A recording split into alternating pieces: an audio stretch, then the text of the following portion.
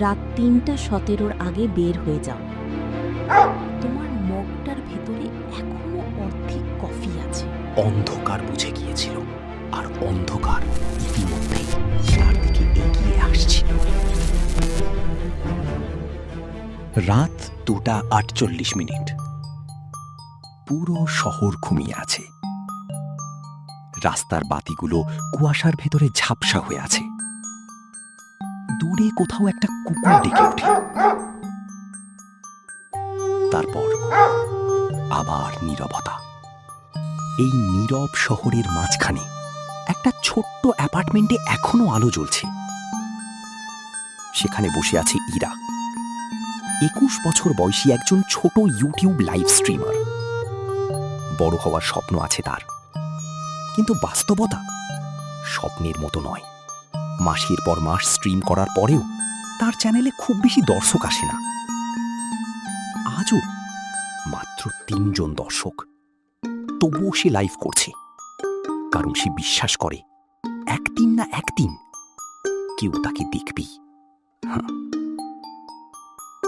আচ্ছা, আজকে একটা হরর গেম খেলব। দেখি কে কে আছো। ইরা গেম চালু করল। স্ক্রিনে ভাঙা করিডোর, অন্ধকার ঘর, দূরে অজানা শব্দ।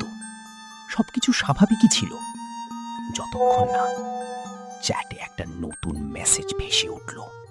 I can see you. আরে ভাই, সবাই তো আমাকে দেখতেই পাচ্ছেন। ইরা হেসে বিষয়টা উড়িয়ে দিল। লাইফে এমন মজার নতুন কিছু নয়, প্রতিদিনই কেউ না কেউ অদ্ভুত কিছু লেখে। কিন্তু কয়েক সেকেন্ড পরে আর একটা মেসেজ আসে। না, আমি তোমাকে সত্যি সত্যি দেখতে পাচ্ছি। ইরার হাসি ধীরে ধীরে মিলিয়ে যায়। কয়েক সেকেন্ডের জন্য তার আঙুল মাউসের উপর থেমে যায়। মেসেজটা অদ্ভুত, খুব অদ্ভুত। তবুও সে নিজেকে বোঝায় হয়তো কেউ মজা করছে, হয়তো কোনো ট্রল। কিন্তু অস্বস্তিটা থেকে যায়, মাথার পেছনে আটকে থাকা অদৃশ্য কাঁটার মতো। আর সেই অস্বস্তি মাত্র কয়েক মিনিটের ভয়ে পরিণত হতে চলেছে। 5 মিনিট পরে গেমের ভেতরে একটা দরজা খোলার সময় আর একটা মেসেজ আসে। তোমার মগটার ভেতরে এখনো অর্ধেক কফি আছে। ইরা থেমে যায়। ধীরে ধীরে তার চোখ টেবিলের দিকে যায়। মগটা সেখানে আছে, এবং সত্যি তার ভেতরে অর্ধেক কফি রয়ে গেছে। সমস্যা হলো, মগটা ক্যামেরায় দেখা যাচ্ছে না। এক মুহূর্তের জন্য তার বুকের ভেতর একটা ঠান্ডা অনুভূতি ছড়িয়ে পড়ে। হয়তো আন্দাজ করেছে, হয়তো কাকতালীয়। হ্যাঁ, নিশ্চয়ই কাকতালীয়। কিন্তু ঠিক তখনই আরেকটা মেসেজ আসে। তুমি এখন ডান হাতে মাউস ধরেছ। এবার ইরার মুখের রং বদলে যায়। তার ক্যামেরায় শুধু মুখ দেখা যাচ্ছে, কাঁধ পর্যন্ত। হাত দেখা যাচ্ছে না, মাউস দেখা যাচ্ছে না, টেবিল দেখা যাচ্ছে না। তাহলে ওটা জানলো কিভাবে? ঘরের নীরবতা হঠাৎ অনেক ভারী হয়ে ওঠে। কম্পিউটারের ফ্যানের শব্দটাও অস্বাভাবিক লাগতে শুরু করে। প্রথমবারের মতো ইরার মনে হয় কেউ হয়তো সত্যিই তাকে দেখছে। কিন্তু কোথা থেকে আর কেন? আর সবচেয়ে ভয়ঙ্কর বিষয়টা হলো, সে তখনও জানতো না এটা কেবল শুরু। সময় ধীরে ধীরে এগিয়ে যাচ্ছিল। লাইফ চলছিল আগের মতোই, কিন্তু ইরার মন আর গেমে ছিল না। বারবার তার চোখ চলে যাচ্ছিল চ্যাট বক্সে, বারবার।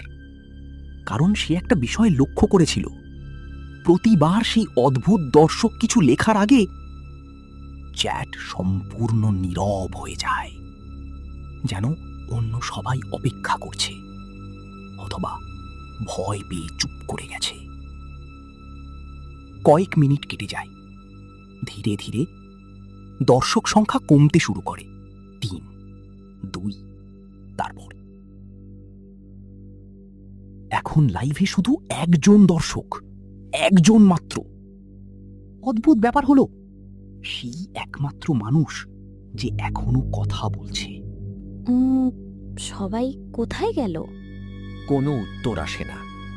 কয়েক সেকেন্ড কেটে যায়। তারপর চ্যাটে নতুন একটি মেসেজ ভেসে ওঠে। এখন শুধু আমি আছি। ইরার বুকের ভেতরটা ধীরে ধীরে ভারী হয়ে ওঠে।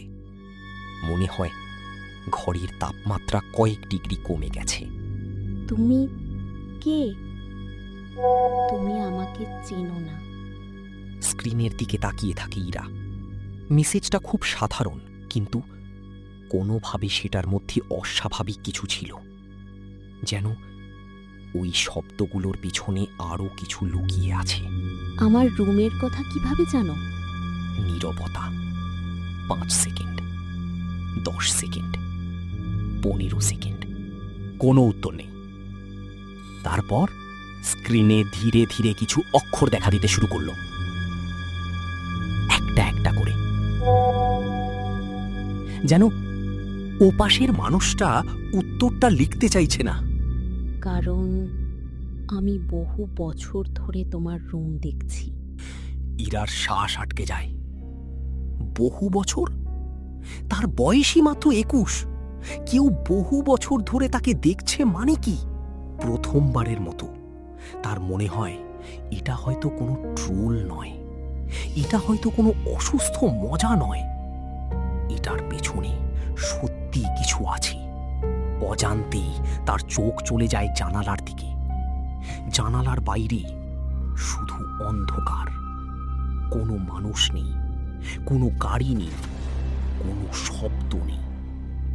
হঠাৎ তার মনে হলো জানালাটা বন্ধ করে দেওয়া উচিত। সে চেয়ার থেকে উঠতে যাবে, ঠিক তখনই চ্যাটে আরেকটা মেসেজ আসে। জানালা বন্ধ করো না। ইরা জমে যায়। তার হাত মাঝ আকাশে থেমে যায়। এই মুহূর্তে সে এখনো চেয়ার ছাড়েনি, কাউকে কিছু বলেনি। তাহলে জানলো কিভাবে? তুমি তুমি কিভাবে জানলে আমি জানালার কাছে যাচ্ছিলাম? কোনো উত্তর আসে না। 1 সেকেন্ড, 2 সেকেন্ড, 3 সেকেন্ড, কিছুই না। ঘরে ভারী নীরবতা। ইরা ধীরে ধীরে আবার চেয়ারে বসে। সে সিদ্ধান্ত নেয় এই দর্শকটা কে সেটা খুঁজে বের করবেই। কিন্তু সে জানতো না যে উত্তরটা খুঁজতে যাচ্ছে সেটা তার জীবনের সবচেয়ে ভয়ঙ্কর সত্য হয়ে উঠবে। যেই হোক, যেখান থেকেই আসুক, এই অদ্ভুত দর্শকের পরিচয় তাকে জানতে হবে। সে দ্রুত চ্যাট প্রোফাইলে ক্লিক করল। একটা সাধারণ অ্যাকাউন্ট, কোনো প্রোফাইল ছবি নেই, কোনো বায়ো নেই, কোনো পোস্ট নেই। যেন অ্যাকাউন্টটা কখনো কোনো মানুষের ছিলই না। ইরা নিচে স্ক্রল করল, তারপর স্ক্রিনের দিকে স্থির হয়ে তাকিয়ে রইল। কারণ সেখানে যা লেখা ছিল তা কোনো অর্থই তৈরি করছিল না। Account created, unknown, country unknown, date error. ইরা কয়েকবার চোখ মুছে আবার তাকালো। না, সে ভুল দেখছে না। ওখানে সত্যি ইরার লেখা আছে। তার বুকের ভেতরটা ধীরে ধীরে ঠান্ডা হয়ে আসতে লাগলো। এমন একটা অনুভূতি যেন সে এমন কিছু দেখে ফেলেছে যা তার দেখা উচিত ছিল না। ঠিক তখনই কম্পিউটারের স্ক্রিন হালকা কেঁপে উঠল। একবার, দুইবার, তারপর পুরো স্ক্রিনে অদ্ভুত গ্লিচ দেখা দিল। রংগুলো বিকৃত হয়ে গেল, অক্ষরগুলো ঝাপসা হয়ে গেল। কয়েক সেকেন্ডের জন্য সবকিছু যেন ভেঙে পড়ল। আর তারপর চ্যাটে নতুন একটি মেসেজ দেখা দিল। সময় খুব কম। ইরার শরীর শক্ত হয়ে যায়। সে স্ক্রিনের দিকে তাকিয়ে থাকে। রাত 3:17 আগে বের হয়ে যাও। এবার তার বুকের ভেতর ধাক্কা লাগে। এটা আর মজা নয়, এটা আর কোনো ট্রল নয়। কিসের আগে? কয়েক সেকেন্ড কেটে যায়। তারপর আবার অক্ষরগুলো টাইপ হতে শুরু করে। ওর আসার আগে। ইরার হাত কাঁপতে শুরু করে। ঘরের নীরবতা হঠাৎ অসহনীয় হয়ে ওঠে। ও ও কে? আমি জানি না, কেউ জানে না। এই উত্তরটা আগের সব উত্তর থেকে বেশি ভয়ঙ্কর ছিল। কারণ যদি সেই অদ্ভুত দর্শকও না জানে, তাহলে ওটা কি? প্রথমবারের মতো ইরার মনে হলো লাইভ বন্ধ করে দেওয়া উচিত, কম্পিউটার বন্ধ করে এই ঘর ছেড়ে চলে যাওয়া উচিত। কিন্তু ভয় মানুষের একটা অদ্ভুত স্বভাব। কখনো কখনো যে জিনিসটা থেকে পালানো উচিত, মানুষ সেটার দিকেই এগিয়ে যায়। আর ইরা ঠিক সেটাই করতে চলেছিল। ঘড়ির কাঁটা এগিয়ে চলেছে। 3:08, 3:09, 3:10। আর প্রতিটি সেকেন্ডের সাথে ঘরের ভিতর কিছু একটা বদলাতে শুরু করেছে। যদিও তখনও ইরা সেটা বুঝতে পারেনি, কিন্তু অন্ধকার বুঝে গিয়েছিল। আর অন্ধকার ইতিমধ্যেই তার দিকে এগিয়ে আসছিল। ঘড়ির কাঁটা এগিয়ে চলেছে। 3:08। ইরা এখনো স্ক্রিনের দিকে তাকিয়ে আছে। তার চোখের নিচে ক্লান্তির ছাপ, কিন্তু এখন আর ক্লান্তি নয়, তার ভেতরে কাজ করছে অন্য কিছু। ভয়। ঘরের বাতাস অস্বাভাবিক ঠান্ডা লাগছে, যেন কেউ অদৃশ্যভাবে জানালা খুলে রেখেছে। কিন্তু জানালাটা বন্ধ, দরজাটাও বন্ধ, তবু ঠান্ডাটা বাড়ছে। ঠিক তখনই পুরো ঘরের আলো 1 সেকেন্ডের জন্য নিভে যায়। সবকিছু অন্ধকার, তারপর আবার আলো জ্বলে ওঠে। এটা কি ছিল? ইরা তাড়াতাড়ি ঘরের চারপাশে তাকায়। সবকিছু আগের মতোই, কিন্তু তার মনে হচ্ছে না। ঠিক তখনই চ্যাটে নতুন একটা মেসেজ আসে। শুরু হয়েছে।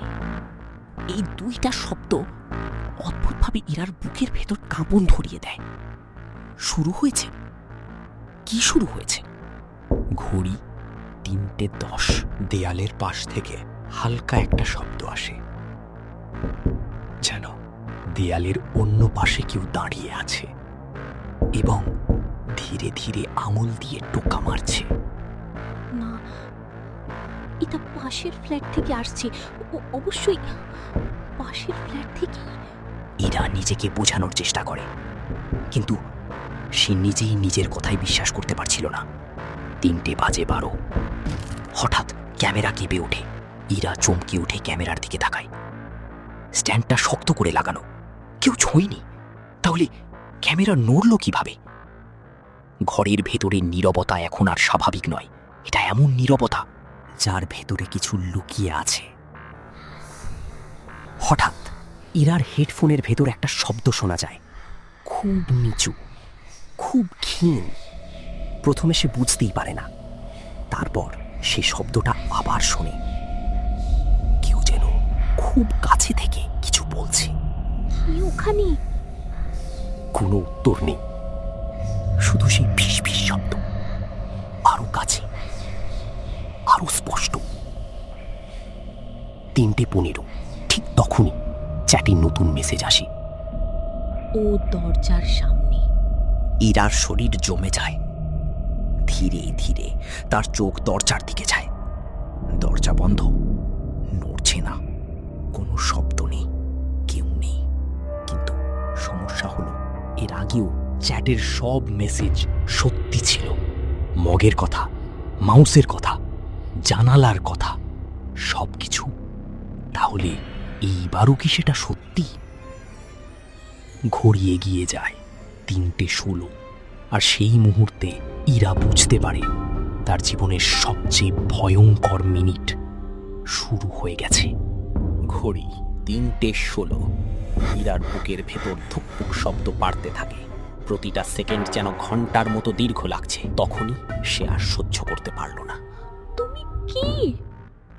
কয়েক সেকেন্ড নীরবতা, তারপর চ্যাটে নতুন মেসেজ দেখা দিতে শুরু করলো। আমি 2037 সাল থেকে তোমার লাইভ দেখছি। আমি এই রাতটা 1000 বার দেখেছি। প্রতিবার একই ঘটনা ঘটে। প্রতিবার তুমি 3:17 মারা যাও। আর প্রতিবার আমি তোমাকে বাঁচাতে ব্যর্থ হই। ইরার নিঃশ্বাস আটকে যায়। তার মাথায় যেন সবকিছু এলোমেলো হয়ে যায়। এই লাইভ এখনো বন্ধ হয়নি। 12 বছর ধরে না, তুমি 2025 সালে আছো, আমি 2037 সালে। আর আমার পৃথিবীতে এই লাইফটাই পৃথিবীর সবচেয়ে ভয়ঙ্কর রহস্য। ইরার হাত কাঁপতে থাকে, কিন্তু তার সামনে অপেক্ষা করছিল এর থেকেও ভয়ঙ্কর সত্য। আমি ভেবেছিলাম এইবার হয়তো তোমাকে বাঁচাতে পারবো, আজও তোমাকে বাঁচাতে পারলাম না।